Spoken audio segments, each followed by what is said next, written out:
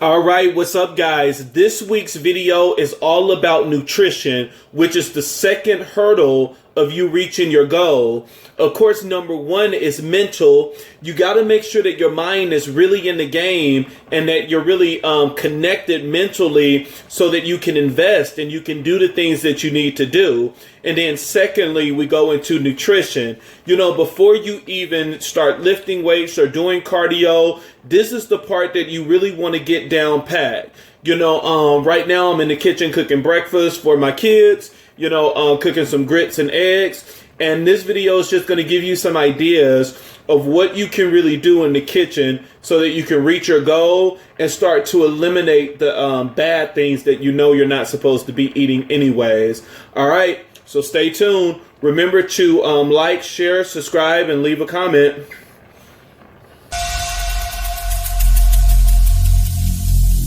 Every single day, I'm gonna make something great. That's my way. Every single day, I'm gonna make something great. That's my way.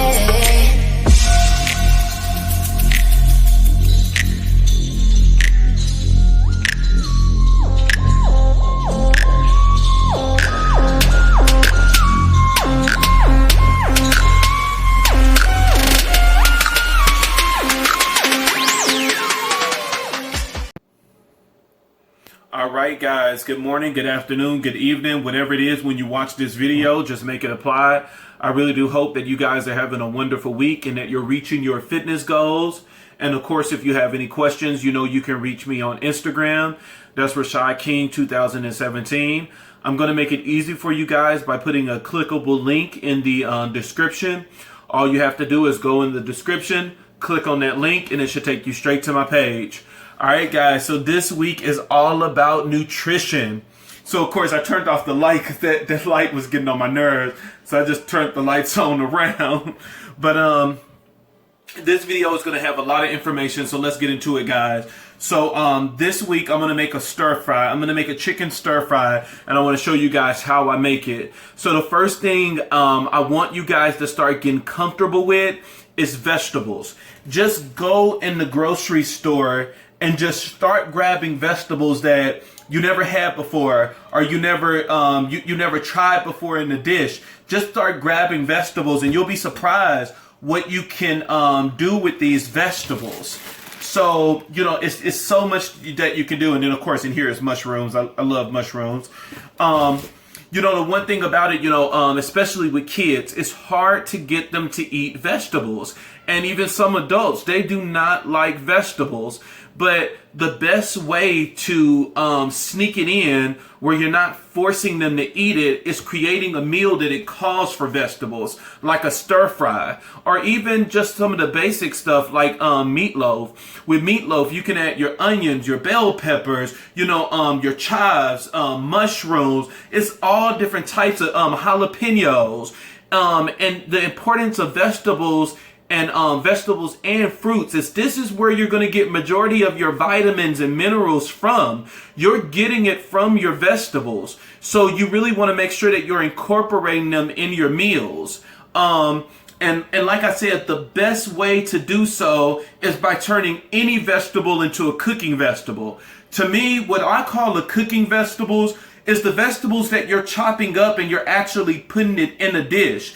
If you're using a vegetable as a side, like broccoli, carrots, cauliflower, then of course that's not a cooking vegetable because that's serving as a main side. But the best way to actually get people to eat their vegetable is turning any vegetable into a cooking vegetable. That's the one thing I love about it. You can take any vegetable and make it a cooking vegetable. So you can take that broccoli and do a broccoli casserole. You can do broccoli soup. And so now the broccoli is not serving as a side only, but it's a main dish where now it's, helping people to eat more of that vegetable.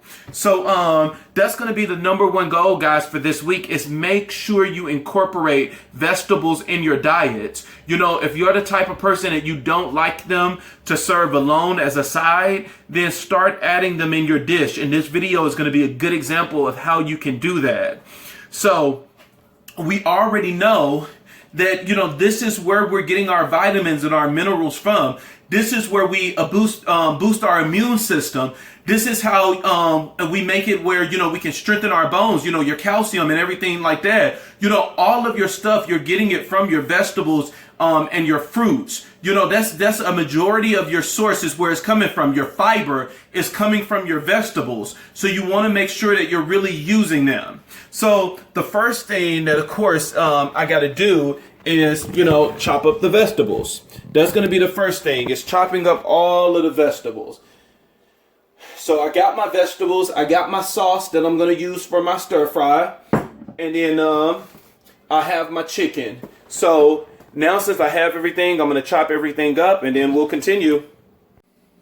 All right, guys, and we're back. Okay, so this is just the chopped vegetables. So just letting you see what it looks like. And then, of course, I have the vegetable up top so that you can see what it's looked like when it's not chopped and then compared to when it's chopped. So, one of the things about a stir fry is that you have the ability to have a variety of things in a stir fry. So you can go crazy with the amount of vegetables that you like. Mix what you like. If you want to throw some bell peppers in there, some jalapenos in there, some spinach in there, it's whatever you like. Throw whatever vegetable you want in there, because all of those vegetables are going to give you essential things that you need for the body. So go ahead and throw those vegetables. And then plus, your vegetables is not going to be high in calories like a heavy carbohydrate, which is known as a starch, like rice or pasta, any type of noodle or something like that. So really, enjoy the vegetables.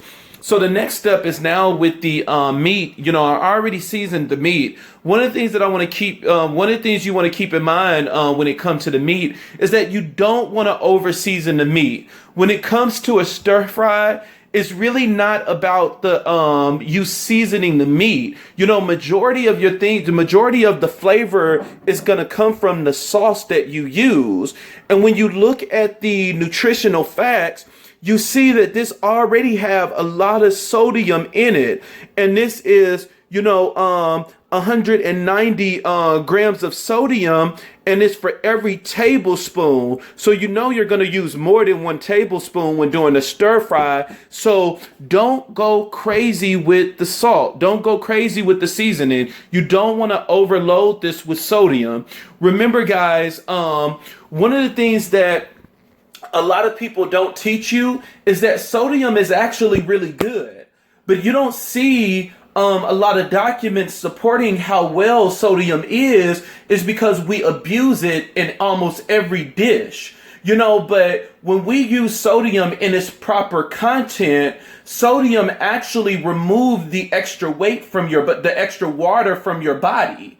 But it's when we abuse sodium that it does the opposite of what it was meant for, and it start keeping extra water in the body. And that's why one of the signs of high blood pressure, which is due to an overload of sodium, is the swelling of your foot and other parts of the body, because now your body is holding fluids. That's one of the side effects of abusing sodium. So you really want to watch it when doing the meal. So I'm going to go ahead and cook the meat, and then we're going to continue.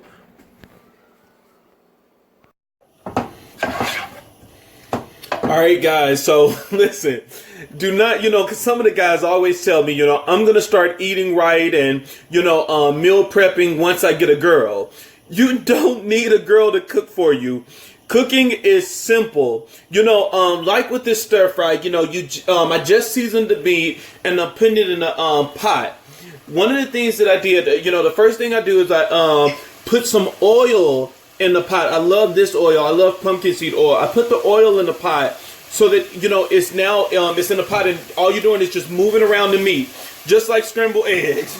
You're just moving it around, letting it sit for a little bit so it can cook, and you're moving it around. And the objective is to make sure that the pink turn to a different color. Easy and simple. The pink gotta turn to a different color.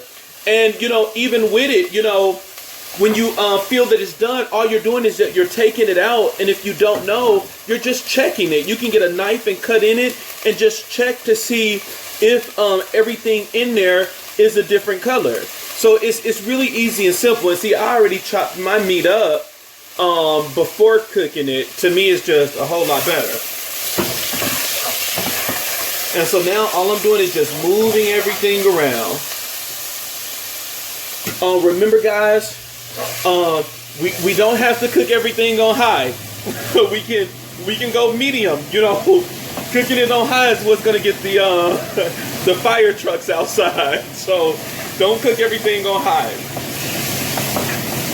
And so all I'm doing is moving my meat around. Now this meat is gonna be the protein. This is how you're gonna get the protein in the meal. And of course, you know, the meat that I chose is chicken. And so chicken is a really good source of protein. You know, you don't need to bread the chicken up. You don't need to fry the chicken. You know, keep it in its original content so that you can get the most nutritional value out of the meal. And so that's the only thing that I'm doing right now is the chicken. Once the chicken is done, that's when you throw the vegetables in. Because remember, you can eat vegetables at its raw state. So you can't eat meat at its raw state, but you can eat vegetables in its raw state. And actually, it's better for you to eat the vegetable raw because you get more of the nutrition from it. And then, of course, the more you cook it and the longer you cook it, you're burning out some of its nutrition. So I always want to make sure that I get my meat done first. And then while the fire is still on, I'll go ahead and I'll add my vegetables. Once I add my vegetable, I'll add some sauce, move it around so that sauce can really stick to everything. Because like I said, the sauce is where you're really going to get the most seasoning. So it's going to stick to the vegetables, it's going to stick to the meat, and it's going to really give it a really good taste. And then from there, all you're doing is you're throwing it on top of some rice. All right, guys, so I'm going to show you what the end product is going to look like. Okay, guys, look at that. The meat smells good. And here we go. And it tastes good. So now, since my meat is done, I'm adding the vegetables. So I'm going to take all my vegetables, add it in the pot.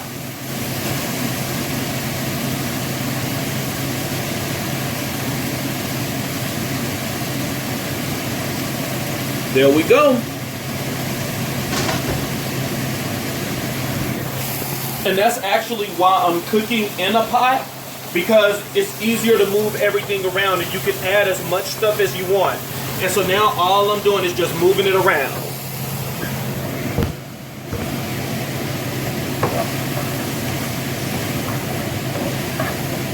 And so like I said, my chicken is done. And I want to keep my vegetables as close to raw as possible. So I don't want them to stay in here too long and just fully cook. And especially I don't want them to overcook.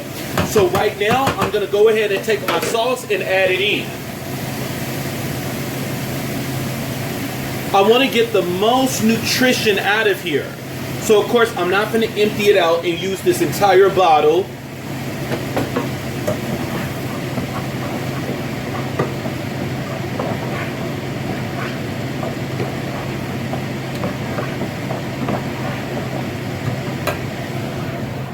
So look at that.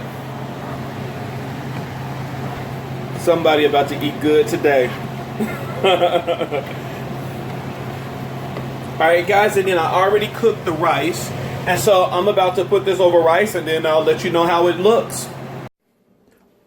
Alright guys, here we go. This is the finished product. Now let me give you a couple of notes. Number one, we don't need to add anything else to this meal. There's no need to add any type of bread to increase the amount of carbohydrates that we have. Because remember, we already have rice, and that rice is serving as a starch. So that's pretty high on the GI index, and that's what they use to measure carbohydrates. So you don't need any other heavy carbohydrate. So, and then you got your vegetables, which is also a carb and is giving you the max nutrition. So no need to add anything else. Allow this to be your meal. Now, you will also have some people telling you, okay, you need to use brown rice and all of your vegetables need to be organic. No, don't fall into that trap. That's how so many people fail at going into a healthier lifestyle change. You know, you do stuff like that when your goal is a diet and you're trying to reach a short-term goal to maybe lose weight for a wedding or something like that. And you tend to do things that's not realistic. But when you are truly in it for a healthier lifestyle and making a lifestyle change, you slowly incorporate into a lifestyle change, because this is really a process. And so it's little by little. We don't need to just jump in full throttle. You know, if you went from having fast food every day to now cooking, then this is enough. You don't need to do anything else. What you're doing is great. And then once you get this down pat, then you can go, you know, to the next step of getting, you know, organic, or maybe becoming a vegetarian, or whatever it is you want to do. But don't put a lot of pressure on it in the beginning, because a lot of pressure is going to increase your possibility of failing. So just remember that.